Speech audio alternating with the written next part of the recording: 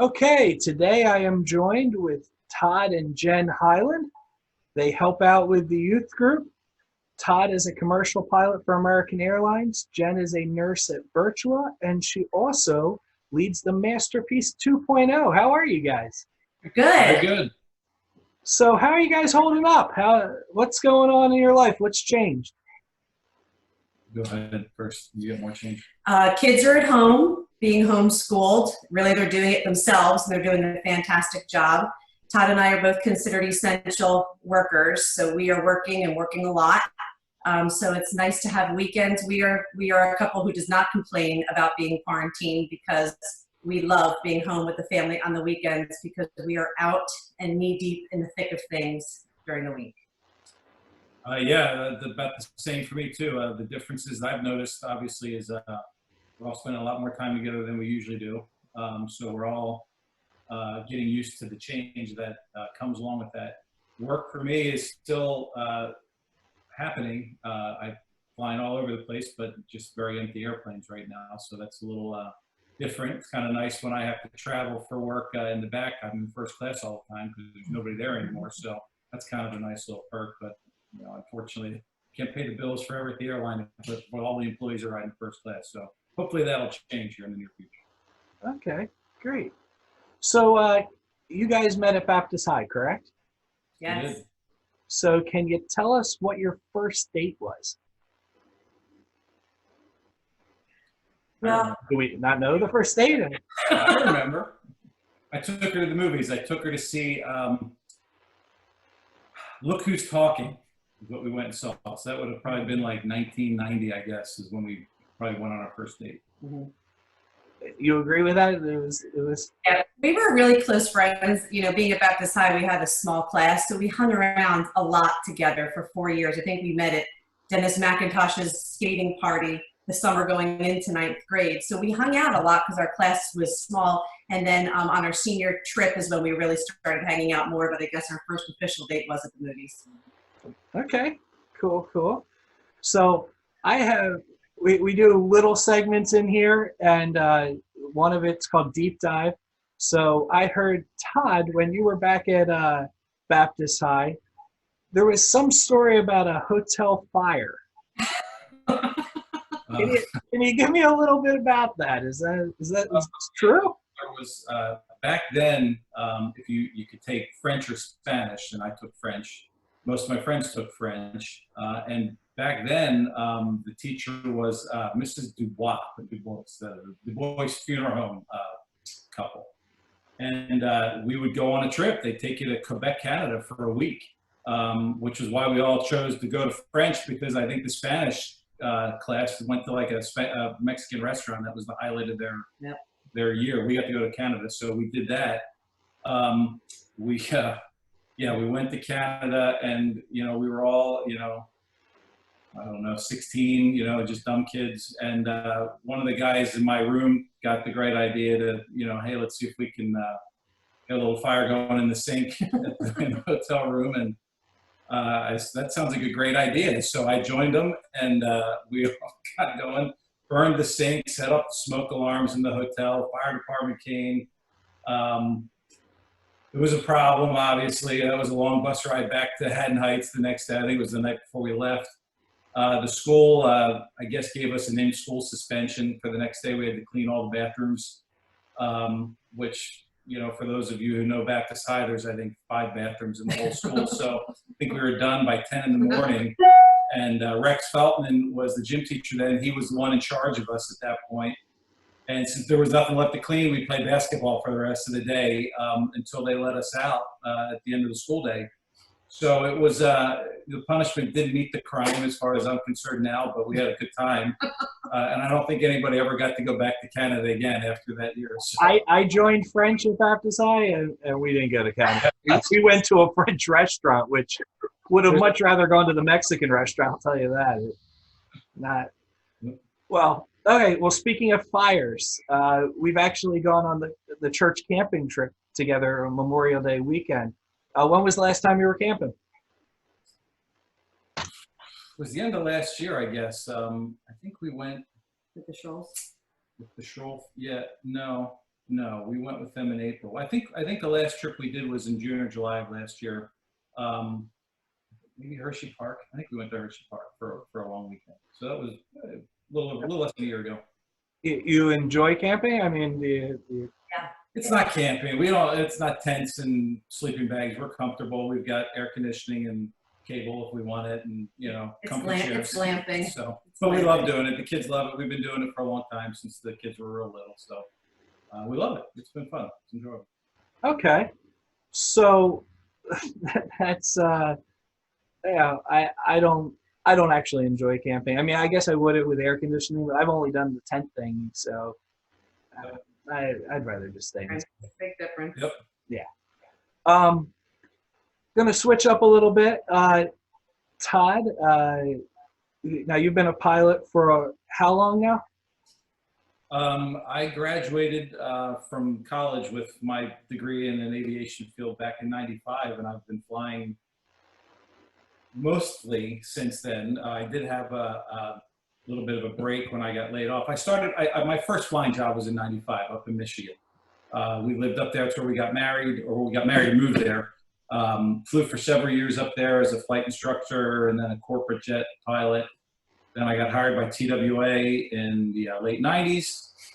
Then I got furloughed by American, who bought TWA just before 9/11. So I was out from American for about 12 years. And then I went back to American back in 2015. So American Airlines says I just sent my congratulations on 22 years of employment back in March, but really 12 of those years I was not on the property, but they consider me technically still an employee. So I've been flying since the late 90s, but I did have a gap in between there where I wasn't flying and doing some other things at that point. So. Cool. Can I ask you some piloty questions? Sure. Okay. Does switching airplane mode on your phone actually really matter? No, not anymore. Not at all. No. All right. On long flights, because of autopilot and your co-pilot, are you ever able to sleep? My airplane, no, because there's only two of us. So when we've got the autopilot on, but we obviously have to stay awake. When you do the long haul flying, whether you're doing Asia or Australia or deep South America, even Western Europe, Eastern Europe, Russia, they will take additional crew members and then they rotate through the cockpit. So two guys will be up there all the time, and then one guy will be back in the bunk. Or if there's two bunks, like when they go to Japan and China, they'll have two guys back there sleeping usually. But my airplane, the furthest I go is really the West Coast, or maybe down to like Aruba off the coast of Venezuela. We've got two guys and that's it. So we got to stay awake the whole time. Okay. Have you ever hit a bird while flying? A couple times. Yeah, usually they just bounce right off. Fortunately, I've never had any, Sully moment or anything like that. I've had a couple, but you see them real quick, and then they don't last very long once they hit the airplane. They kind of look like a big bug on the windshield. Right. And how about, have you ever been hit by lightning? A couple times, yes. And what is that like? It's really loud.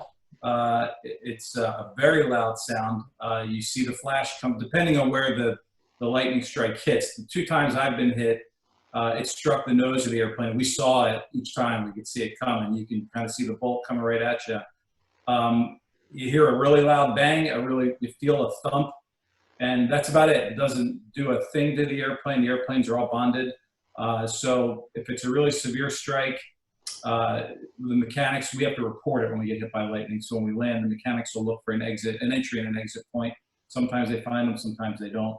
But all the avionics and everything on the airplane are shielded so that nothing even flickers, let alone burns out or anything like that, shorts out or something.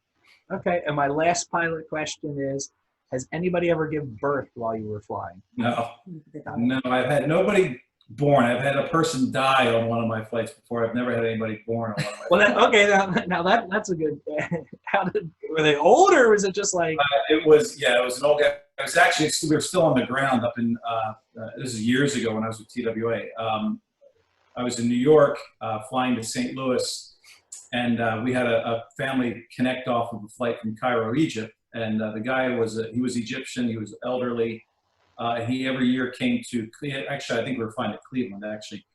He was going to the Cleveland Clinic, which is a cardiac specialty hospital, because he had quadruple bypass several years earlier, and he'd come back every year. And he apparently, they almost dragged him off the airplane from Cairo. He wasn't doing very well. And his family dragged him on our airplane, and just as we were about to push back, the flight attendant started calling us and said, "Stop pushing," and we opened the door, and this was before 9/11. The door probably wasn't even closed at that point. And they rushed to get him, called the paramedics. Apparently he died before the paramedics even showed up. He didn't make it, but it was the only time I ever had that happen. It was a long day for that family, I'm sure, but it was the only one I've ever had. Okay. Now, Jen, we're going to go into you in a second for nursing, but first we do a game called Would You Rather? So I have an Eagles hat here with Would You Rather questions in them.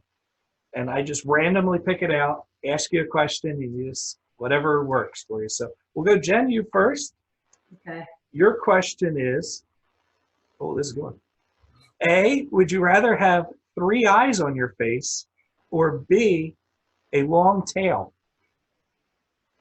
Definitely 3 eyes on my face. I'm not interested in a tail. I don't need that accessory. Okay, fair enough. Todd, your question is, would you A, never be able to close an open, would you never be able to open a closed door again? Or B, never be able to close an open door? I guess never want to close an open door. Okay.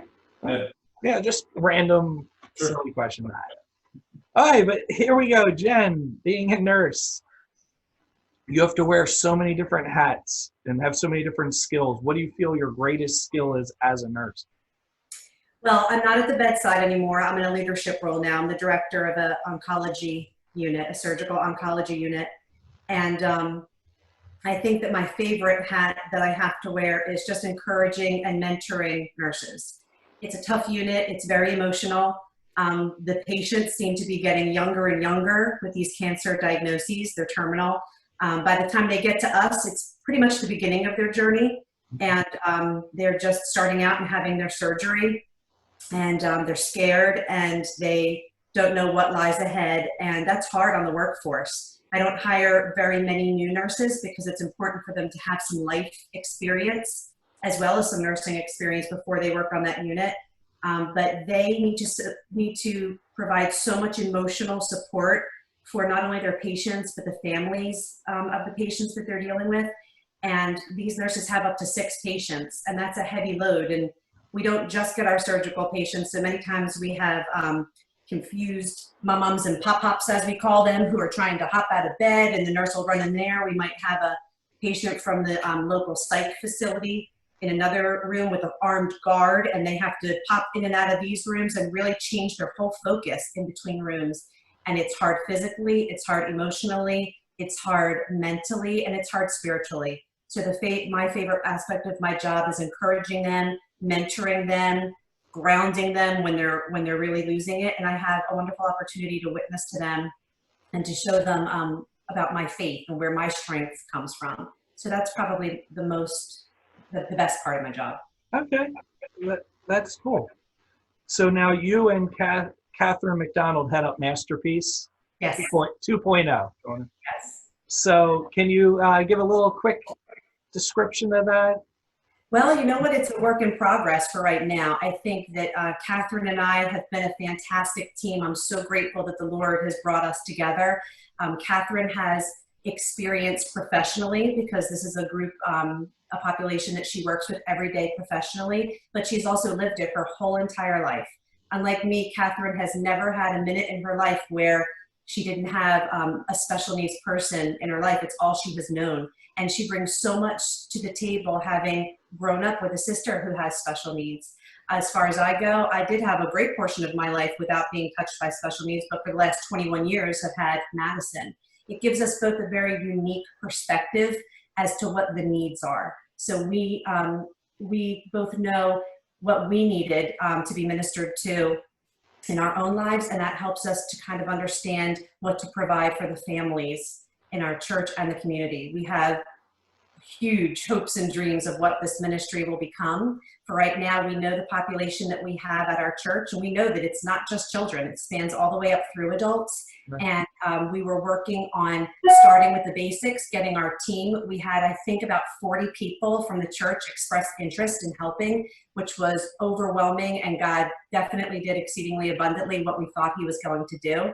And for right now, things are a little bit on hold, but we're really excited to get started and to be ministering to the families in our church and our community. Yeah, excellent. So, speaking of that, who of faith inspires you guys? Who's somebody of faith that inspires? I guess, I mean, there's probably a lot of people, you know, that both of us would probably, you know, talk about. I'd say my parents, for one, would definitely probably be at the top of my list. They were there for us. I mean, Jen and I have known each other since we were 16. My parents have known Jen since we started dating at 17. So they've been there through all the ups and downs that we've gone through, and we're kind of a steadying presence when we were in Michigan and we lived in North Carolina and back here, obviously. They were really, God really put them in a position of just being there for us. Obviously, there are parents and Jen's in-laws, and you know, that's the role that we all play to our own kids, is that we're there for them when they need us. But they were really just a very good testimony to me, and I'm sure to Jen too. And then along with that, when we lived in North Carolina, I would say Jen's parents too. When we lived down in North Carolina with them, that's when we got the diagnosis about Maddie. And Jen's mom was there for us really from the very start with that. And just the comfort that they provided, and you know, as far as being there, you know, kind of giving us an example of what faithfulness was when we were really rocked by that diagnosis. They were, you know, both sets of parents were really a strong stabilizing force with just the faith that they showed, not only in God, you know, obviously that wasn't a mistake that Maddie was autistic, that God had a plan for that, but also their faith in us to get over that initial shock and then be able to parent. I kind of look at those two, both parents. And I think for me, it's different in every phase of my life. So interestingly, right now, the person who comes to mind is Floss Mitchell, which was Pastor Mitchell's. I grew up at Immanuel, and Pastor Mitchell and Floss were the pastor and pastor's wife for all the time that I was there. And she was such an unsung hero. At least that's my memory of her.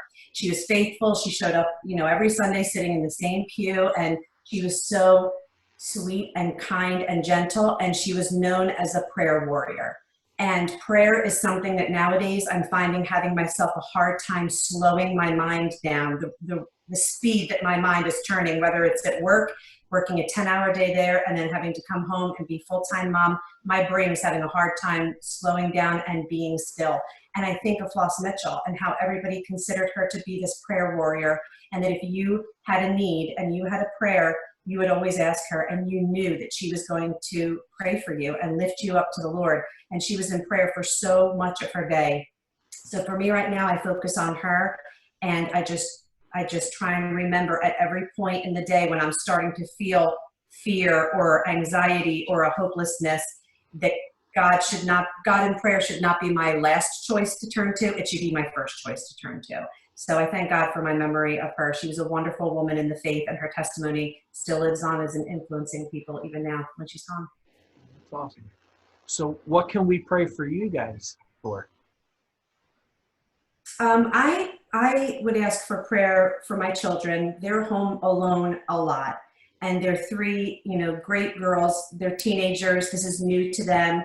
They're losing out on a lot, as yours are too, Bill. I mean, I know we were just talking about Ethan and everything he's missing out on this year being a senior year. Liv also, it was her, you know, end of her sophomore year. She's in nursing school. She was getting ready to do her clinicals at the nursing home, which is huge for nurses. She's waited all year to get in and do that. And Caroline being at a new school this year, and she was doing so great, and now she doesn't get to play softball with her new team, and that's discouraging. And for Madison made it into some great program this year that is a 1-year program, and now she's going to be missing half of it.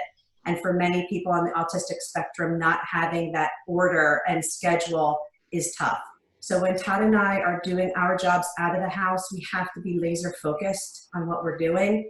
And I just pray for God to have protection over our children. They are blissfully ignorant as to what's going on, the depth of it right now. And I'm grateful for that, because if they were perseverating on it or watching the news every minute, they'd be really, really scared, and their parents wouldn't be there for them. So I ask for prayer for that and for safety for Todd and I, as we're high risk for being exposed, but also that my testimony will really shine at the hospital. People are watching me, not only as a leader in the hospital and administration, but also as a Christian, because I'm public about my views. And it's really important for me to stay positive, realistic, but positive, and try and direct people towards Christ during this time. Excellent. Well, what would you like to say to the Immanuel family as we wrap it up here? So, I want to say I miss everybody so much. I do. I miss seeing faces. I miss getting hugs from my brothers and sisters in Christ. I miss, singing on praise team. We had a wonderful time this morning watching the service.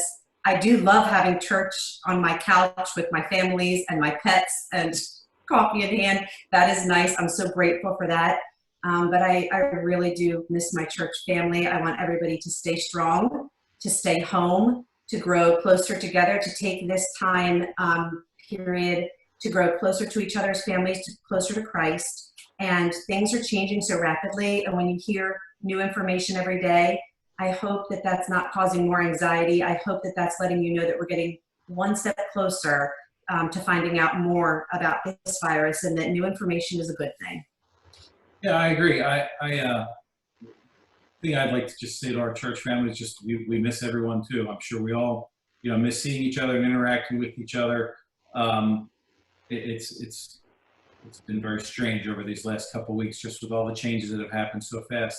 But also, I'm grateful that had this happened 20 years ago, we wouldn't be able to do this stuff where we got it uploaded to YouTube and having it live streamed here shortly. And had this been 20 years ago, and the state comes in and no gatherings greater than so many people, you'd almost have to hide, and do it in people's homes and stuff like that, which obviously wouldn't be a good thing if this virus is as communicable as it is. So I'm very grateful that with very limited amounts of expenditures, we can enjoy still kind of virtually being with one another here on Sunday mornings and Wednesday evenings, and the youth tonight will get together for about a short time here on Zoom and stuff. So it's really cool that we can kind of have this opportunity to do this, and God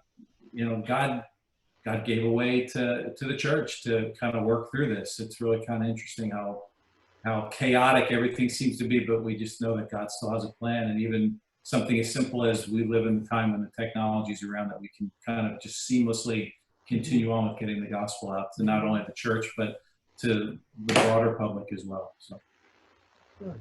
Well, thanks for joining me, guys. I really appreciate it, and thank you so much. And we'll talk to you later. All right, thanks, Phil. Thanks, Phil. Stay safe. See ya.